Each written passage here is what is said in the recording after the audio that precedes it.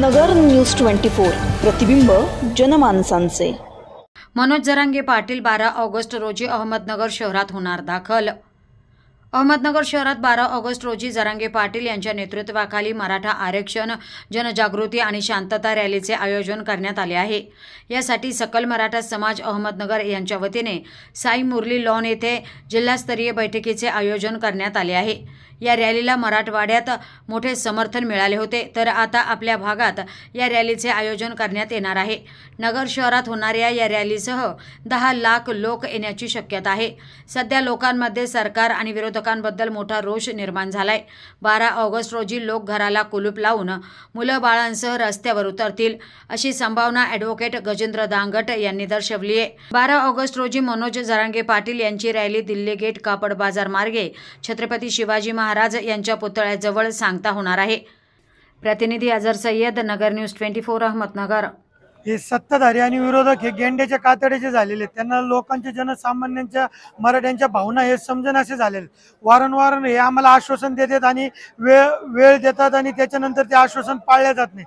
त्याच्या निषेधार्थ पाटलांनी पुन्हा एकदा दुसऱ्या टप्प्यात शांतता मोर्चा रॅलीचं नियोजन दिलेले। मराठवाड्यात त्याला खूप मोठा प्रतिसाद भेटलेला आहे। आता दुसऱ्या टप्प्यातलं हे आमच्या भागात नियोजन होत आहे।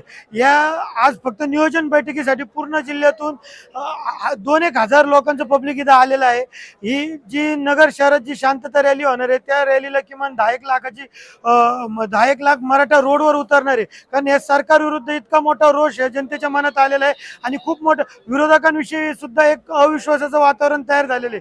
त्याच संदर्भात आज जी मीटिंग होती त्याला खूप मोठा उत्स्फूर्त प्रतिसाद भेटलेला आहे। लोक घरांना कुलप लावून बायका पोरांसहित आम्ही रोडवर उतरणार आहे आणि उरलेले आता ही आचारसंहिता लागायला शेवटचे 40-50 दिवस आमच्या हातात राहिलेले।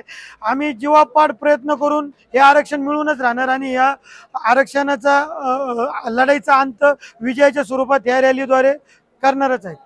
नगर शहरातून हे आमची मिरवणूक मार्गे दिल्ली गेट, कापड बाजार आणि शिवाजी महाराजांच्या पुतळ्यापाशी ती एंड होणार आहे। अशा पद्धतीचं आमचं नियोजन आहे।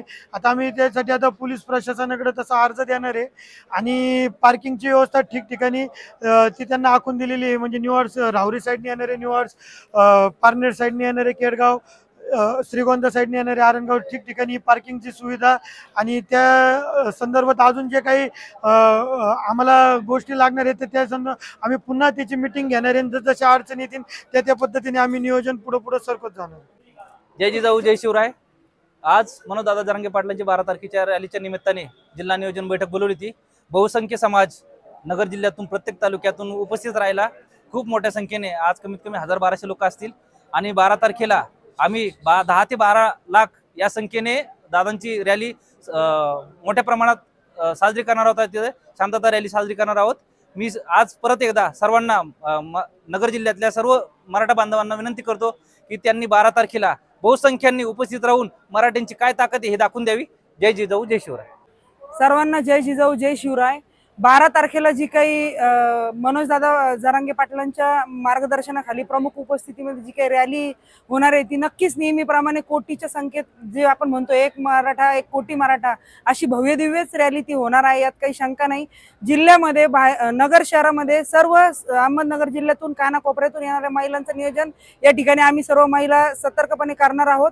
आमच्या इंगोलेताई असतील, जाधवताई असतील, सावंतताई असतील, इथे जमलेल्या सगळ्याच तालुक्यातून आलेल्या प्रतिनिधी असतील, जिजाऊ ब्रिगेडच्या महिला असतील, ह्या अतिशय सक्षमपणे या तयारीमध्ये आहेत आणि मनोज दादा जरांगे पाटलांचा लढा हा यशस्वी झाल्याशिवाय राहणार नाही एवढाच या ठिकाणी विश्वास व्यक्त करतो आणि आरक्षण मिळेपर्यंत हा लढा चालू राहील हे सांगू इच्छिते मी सर्व समाजाला आणि जास्तीत जास्त संख्येने महिलांनी यावं असं पुन्हा एकदा आवाहन करते। धन्यवाद।